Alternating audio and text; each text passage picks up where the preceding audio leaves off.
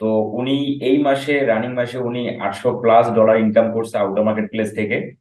তো ওনার একটা হিউজ একটা এক্সপিরিয়েন্স আছে এই কাজগুলো। উনি অনেক আগে থেকে ফ্রিল্যান্সিং এর সাথে জড়িত, এবং সেই সাথে ওনার আসলে আউটার মার্কেট প্লেস থেকে কিভাবে উনি ক্লায়েন্টকে রিচ করে, কিভাবে ক্লায়েন্ট গুলো পায় এবং পেমেন্ট কিভাবে নিয়ে আসে, আমরা সবকিছু ওনার কাছে জানার চেষ্টা করব।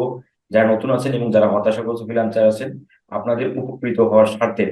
আর সেই সাথে আমি আপনাদের আরো একটা তথ্য দিয়ে রাখি, ইনি কিন্তু প্রিন্স ভাই কিন্তু হচ্ছে ঢাকা পল্টনে থাকে। আপনারা জানেন যে পল্টন পল্টন করে আমরা কিছুদিন আগে টিভিতে অনেক নিউজ দেখলাম।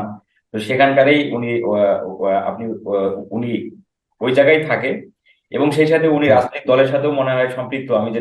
আমি যতটুকু হুম। জানি, আমি আমার ফেসবুকে প্রোফাইলে ঘুরে দেখছি যে আপনি রাজনৈতিক দলের সাথে সম্পৃক্ত আর কি।